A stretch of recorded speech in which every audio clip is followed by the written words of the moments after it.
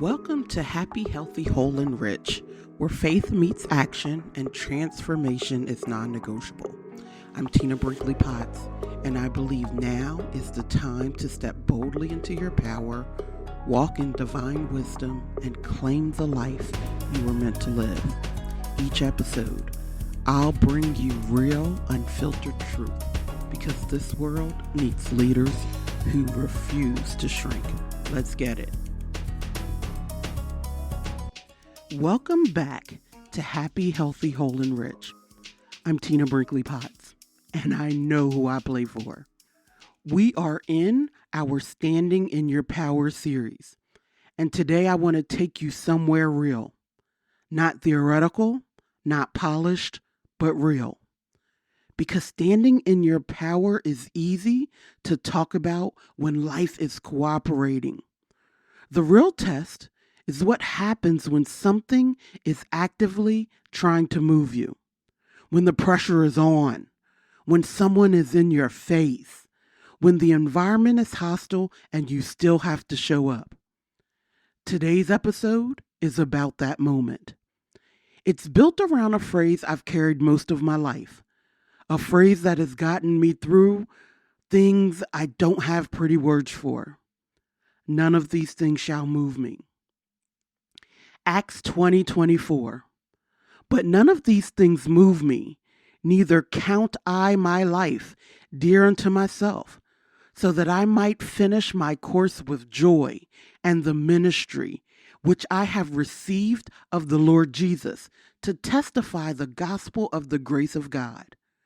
This is Paul speaking, and I need you to understand the context. Paul is on his way to Jerusalem. He already knows what's waiting for him there. He's been warned: imprisonment, hardship, suffering. The people who love him are begging him not to go. And he says, none of these things move me. Not because he doesn't feel it.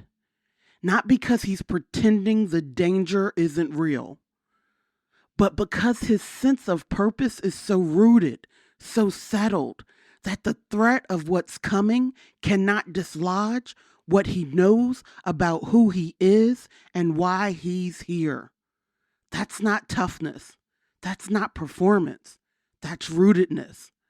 And that is what I want to talk to you about today.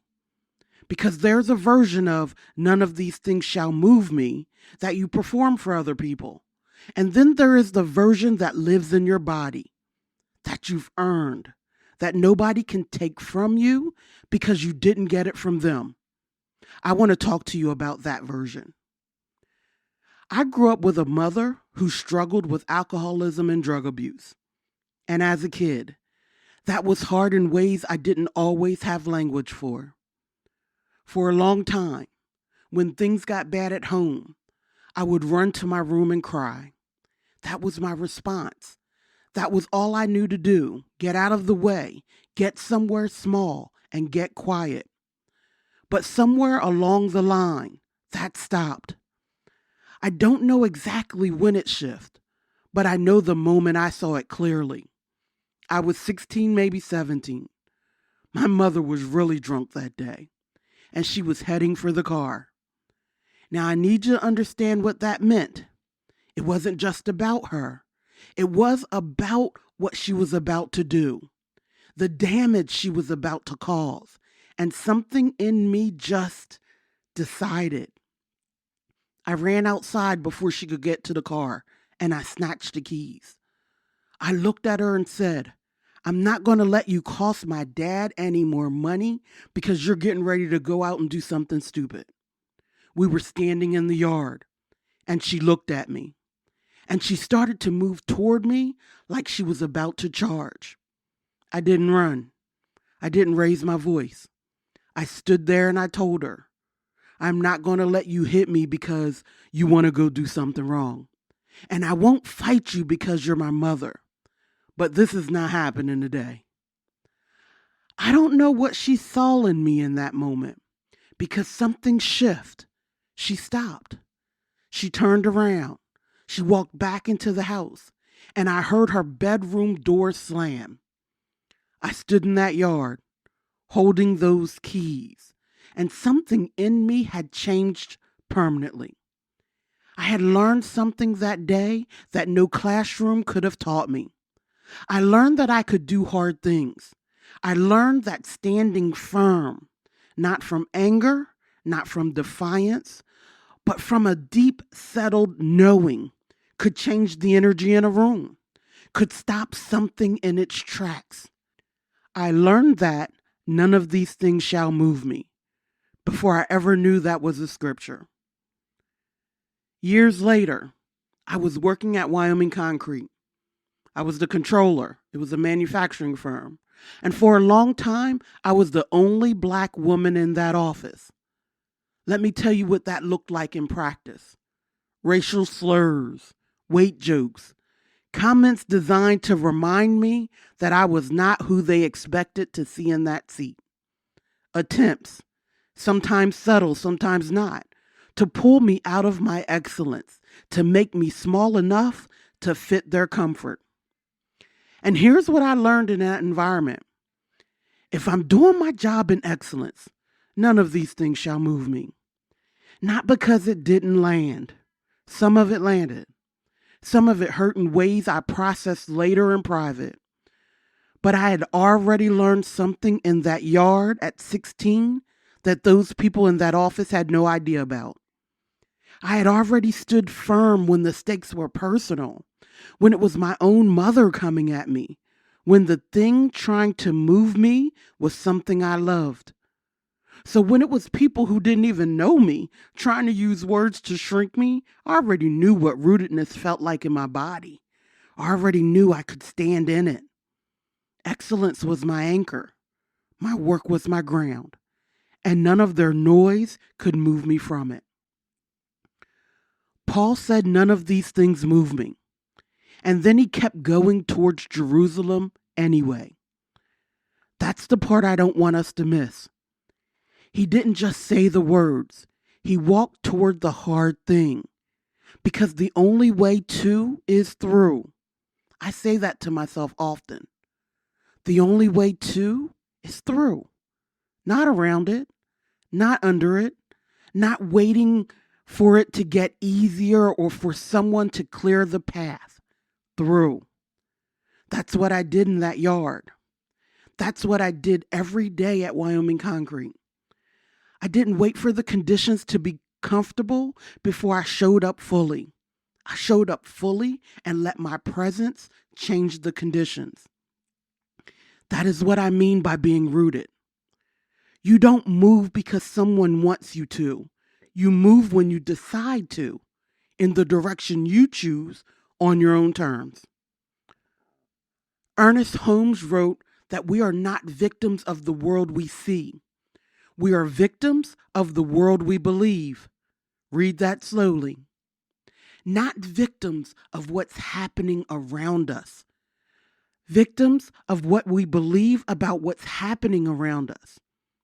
When I was a little girl running to my room to cry, I believed that the only thing I could do was get out of the way. That belief made me small, not the circumstance, the belief about the circumstance. The moment I walked out into that yard, something in my belief system rewrote itself, and it rewrote itself permanently. Neville Goddard taught that your outer world is always a reflection of your inner state. Always. Which means when you change what you're standing in on the inside, the outside has to respond. My mother didn't turn around because I was louder than her. She turned around because something in my inner state had shifted to a frequency she couldn't override. That is metaphysical law in action, not magic, law. And James Allen said it plainly in As a Man Thinketh. He who has conquered doubt and fear has conquered failure. The doubt that I could stand firm, the fear of what she would do, the fear of what they would say. Once those were conquered, the failure to show up fully in my own life became impossible. You don't have to be fearless. I was not fearless in that yard, but I was rooted in something stronger than the fear, and that's the difference. None of these things shall move me is not a statement you make when you have no fear. It is a statement you make when you've decided that your fear will not be the one driving.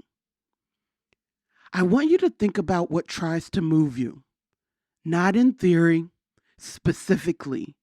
What is the thing, the person, the comment, the circumstance, the memory that has the most power to pull you out of your center?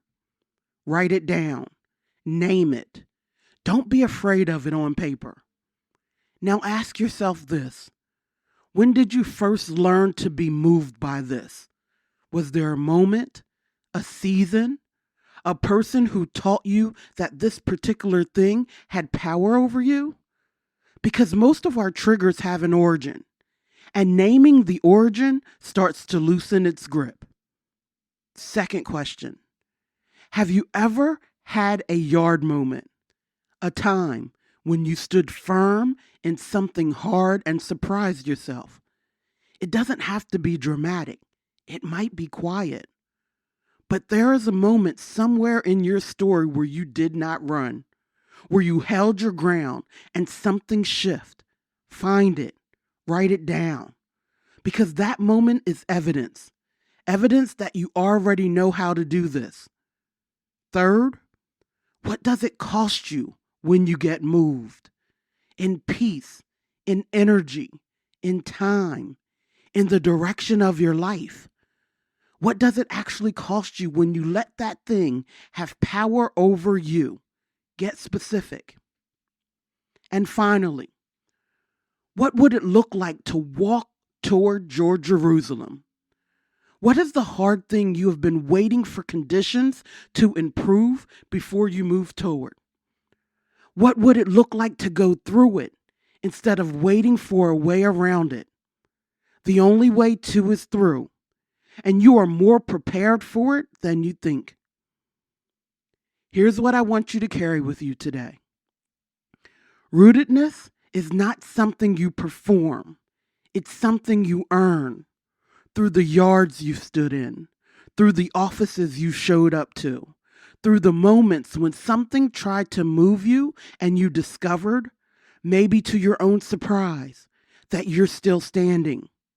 You have already done hard things, more hard things than you probably give yourself credit for. And whatever is in front of you right now, whatever is trying to shake you, shrink you, or pull you out of your power, none of these things shall move me.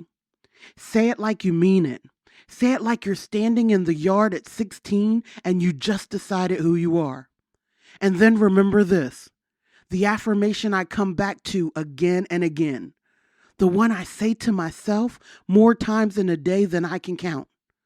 I can do hard things. Not someday, not when it gets easier, right now, as you are, with what you have. I can do hard things, and so can you. I know who I play for. Until the next time, be happy, be healthy, be whole, and most importantly, be rich in love, rich in peace, and rich in purpose.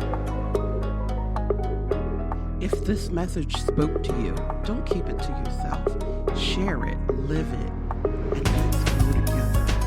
Head over to happyhealthywholerich.com for more powerful teachings and join the movement. Remember, your breakthrough is waiting. You have to show up. Until the next time, stay happy, healthy, whole, and rich.